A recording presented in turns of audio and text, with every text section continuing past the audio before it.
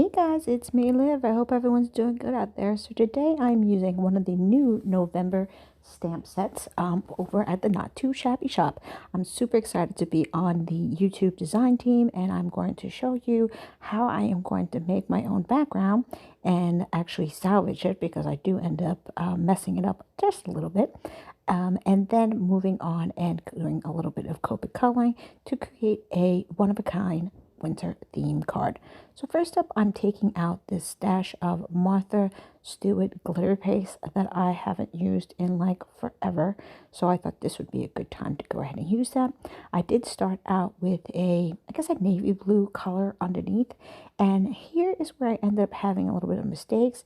I didn't glue down my stencil as well as I should. So it ended up having a little bit of glitter paste that didn't spread out evenly with this stencil.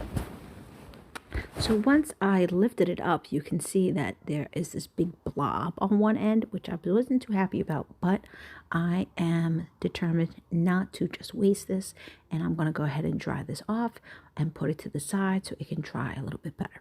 Next, I'm going to take out the two character images here, and I'm going to go ahead and color them up with some Copic markers. Now, for anyone who may be new to stamping, I always suggest if you're using Copics, to use Memento type ink. There are a couple out there, but you know, Memento has pretty much been my go-to for a really long time. Now I'm going to actually speed up the coloring because my focus isn't so much on the coloring, but I just wanted to show you really quickly how I went ahead and color up these two characters and how I ended up doing the accessories that they're wearing. Now, if you didn't know, Not2Shabby Shop has a Instagram page. It also has a Facebook group.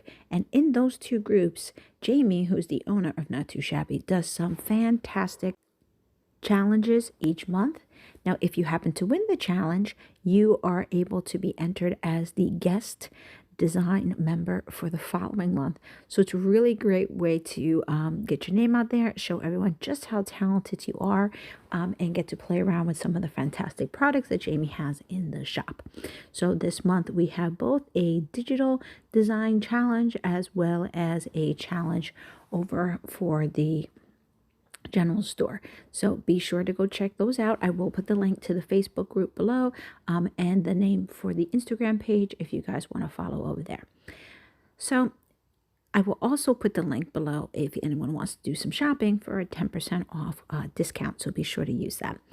Now, once this coloring is all set up, I'm going to go ahead and try to salvage that background that you saw me do. Now, I decided for these two characters, I'm just going to fussy cut them out. Now, for anyone who's followed me, you know I actually do enjoy fussy cutting. I usually leave just a little bit of edging around the side so that it looks like it came out from one of those scanning cuts. Also just makes it super easy to work with. Sometimes I decide I want to go ahead and fill in that color. And when I decide to do that, then I just use a different type of colored marker in order to make that flow. Now I'm going to try and salvage that background I talked about before. I took out two different Tonic Studio background plates that I had, and I decided to go with one of them. It's an all-over cover plate, so you're not really going to see those imperfections with the glitter paste, but it still allows the glitter paste to really pop. So as I was figuring out what I wanted to do, I thought I wanted to stand out even more, so a piece of vellum on the back works fantastic. Usually with the vellum, I like to use score tape. It blends really well with the vellum. You don't usually see it such as you do sometimes with liquid glues or any other types of glues. So once I have that all down, I'm going to go ahead and get that ready. With the score tape, I usually do have to varnish a couple of times to make sure it really sticks really well to the surface. And then I'm going to put that all over die cover that you see on the side. Once I have that, I will figure out exactly where I want to place my characters here. They are going to go on the front of the card, and I'm just deciding where exactly I think that would be a good fit. I think they would work really cute together. I hope you guys think so too.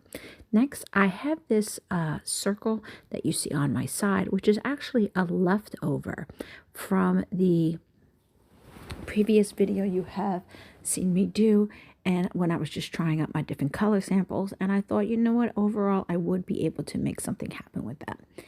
And I also decided I'm going to pop up my main area of my card so that I like to use foam tape. I just think it has a nice little dimensional touch to it.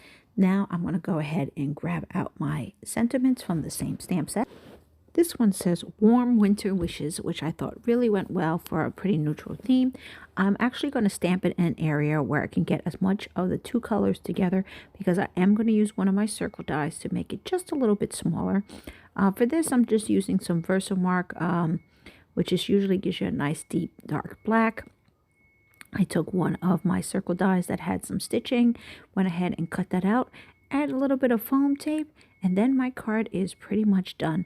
So thank you so much, guys, for watching. I hope you guys enjoyed this video, and be sure to check out the Not Too Shabby shop when you can, and I will see you guys next month for my design team project. Have a great night. Bye, everyone.